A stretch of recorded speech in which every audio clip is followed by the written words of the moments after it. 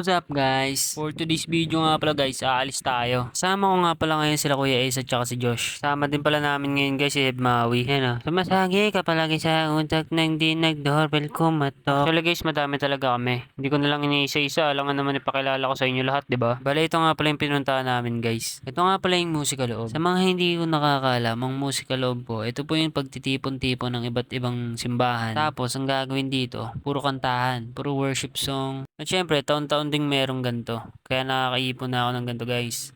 Bale, ito nga pala yung mga iba namin kasama. Medyo madami din kami kasi umabot kami ng 2 sasakyan. Ang ginagawa namin ngayon is pumila muna kami para makapasok na. Maya-maya nga lang ay nakapasok na kami kaya naghahanap na kami kung saan kami pwedeng pumesto. Nakasama na si Josh. Nakasama din sa wakas. Nung nakaupo na nga kami, nakatayo ulit kami ngayon dahil bali daw yung pwesto namin. Kaya naghanap ulit kami ng panibago. Nga si ate guys, oh, may pag-away pa. Oh. Kung saan nga may masarap, dapat pinupuntahan. Kaya dinayo namin si kuyang hindi pinagkakaguluhan. Lumabas nga pala kami dyan guys para kumain kasi sobrang gutom na talaga kami. Dito guys, sinusubukan ko yung powers ko kay Tope kaso hindi gumana. Alam na kasi nila yung mga technique ko eh. Turuan ko kayo guys kung paano mambudol. Una guys, sasabihin nyo, nasa Gcash yung pera nyo.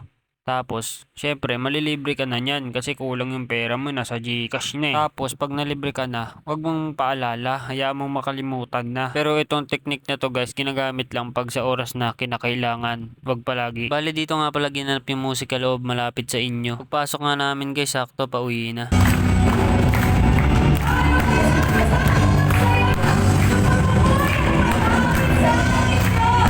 Nag-MC nga pala dito palagi ay si Kuya Arvin o mas kilalang Puego. Sana all 3 million followers.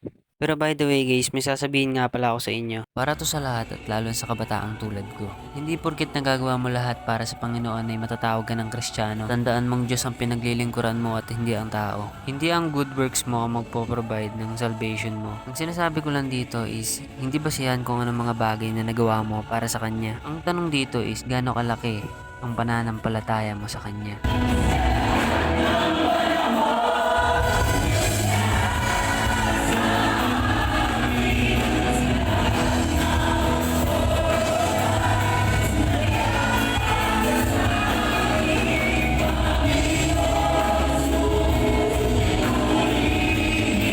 Yun lang guys, salamat sa panonood ninyo. Baka gusto nyo dagdagan to. Wala na, inaamag na yung 104 na lang. Na-stock na.